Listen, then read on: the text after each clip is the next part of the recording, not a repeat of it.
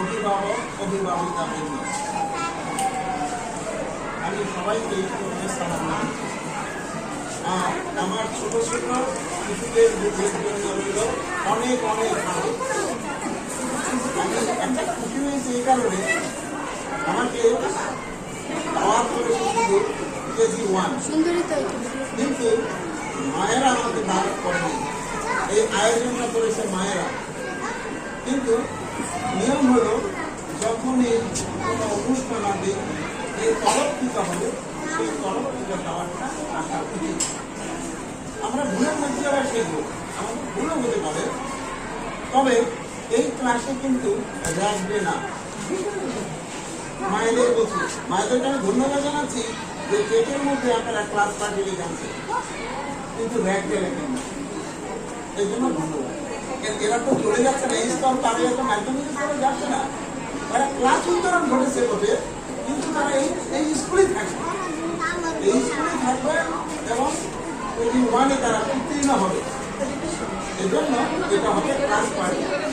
আর rack শব্দের অর্থ শুনে আমি একটু বলি, র্যাক শব্দের অর্থ ন্যাকড়া, পুরোনো কাপড়, পুরোনো জিনিস, ন্যাকড়া জাতীয় র্যাক।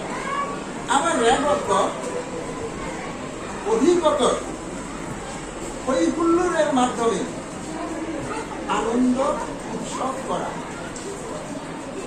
আজকে যেটা করবে কারা, এটা করবে ক্লাস 5। তারা এই স্কুল থেকে মাধ্যমিক স্তরে চলে যাবে, তারা কিন্তু আর এই স্কুলে থাকছে না। আর সকল ক্লাসে হবে ক্লাস পার্টি। আপনাদের কাছ থেকে আমার শিশুরা শিখবে, আমরা ওদেরকে শিক্ষাদানে সহায়তা করব।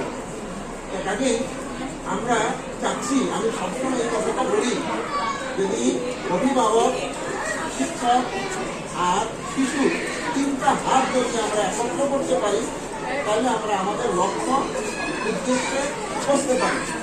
আমরা কি চাই? আমরা আমাদের শিশুকে মানুষ করতে চাই। তারা কি মানুষ হিসাবে জন্মগ্রহণ করে নেই? হ্যাঁ, মানুষের আকৃতি প্রকৃতি জন্মগ্রহণ করতে, কিন্তু মানুষ হওয়ার জন্য যে শিক্ষাটা প্রয়োজন, এই শিক্ষাটা আমরা প্রতি পরতে পরতে বিভিন্ন কাজে অনুষ্ঠানের মাধ্যমে ওদেরকে শেখাবো। আমাকে 2 শিশু নিমন্ত্রণ করতে গেছে, সেই শিশু দুটো আমার কাছেই আছে, ওরা আমাকে সাথ চলে, আমার কাছে ভালো লাগবে। হ্যাঁ, তো যাই হোক, এগুলো আমাদের যাতে আগামী সেদিকে খেয়াল রাখবেন। পরীক্ষা আপনারা জানেন 19 তারিখে শুরু হবে। শিশুদের পরীক্ষা আমি বেশ গ্যাপ রেখেছি, যাতে করে পড়াতে শিশুর কষ্ট না হয়, শিশুরা যাতে স্বাচ্ছন্দ্য বোধ করে, সেদিকে খেয়াল রাখবেন। আর সর্বোপরি একটা কথা, চুপ করেন, আমার কথা হলো, আমার শিশু সব সমান, মেধার উপরে কেউ হস্তক্ষেপ করবেন না, সকলেই প্রথম স্থান অধিকার করবে না, যার যার যোগ্যতা অনুসারে সে স্থান দখল করবে। আপনাদের খাতা দেখার ব্যাপার থাকলে তারা আমরা আপনাদেরকে সুযোগ দেব, তবে আমাদের শিশুর উপরে আপনারা হাত বাড়াবেন না, মাঠ ঘর করবেন না।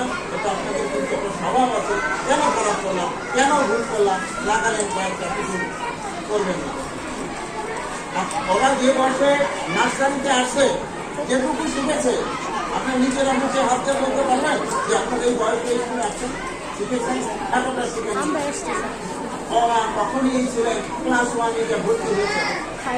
তাই আমি আপনাদেরকে অনুরোধ করবো, আমার এই শিশুদের উপরে আপনারা হস্তক্ষেপ করেন না। যা এটা কিন্তু শেষ না, এই পরীক্ষা কিছু না। আমি অনেক দেশে এখানে ফার্স্ট হয়েছি, এখানে ফার্স্ট, এখানে ফার্স্ট, লাস্ট করে দেখতেছি ঢাকা ইউনিভার্সিটিতে যোগ্যতা অর্জন করতে পারে নাই, আমার ওই শিক্ষার দরকার নাই। আর সবাই কিন্তু ডিসি, এসপি, ইঞ্জিনিয়ার, ম্যাজিস্ট্রেট এগুলো হবে না। আমি বলতে চাই তাকে মানুষ হতে হবে। সে যদি একটা চায়ের দোকানে যায়, দোকানে যাবো, সে চা ভালো বানায়, মানুষের সাথে ভালো ব্যবহার করে, সকলকে ভিড় জমাবে, সে একটা ভালো মানুষ। শুধু এমনি দিয়ে পাস করলে, অনার্স মাস্টার্স করলে সবকিছু হয়ে যাবে না। তার কাজে আল্লাহ যাকে যেরকম দিয়েছে সে সেরকম করবে। আমি আপনাদের সকলের কাছে অনুরোধ করছি, আমার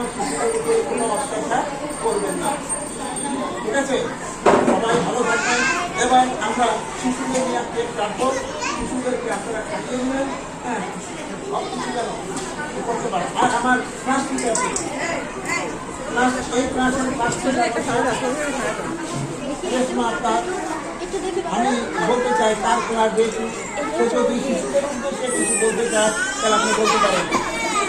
না শিশুরা মানে ছোট বাচ্চা নিয়ে যাওয়ার জন্য আচ্ছা ঠিক আছে, আপনারা আগে আসেন, আপনারা আগে আসেন।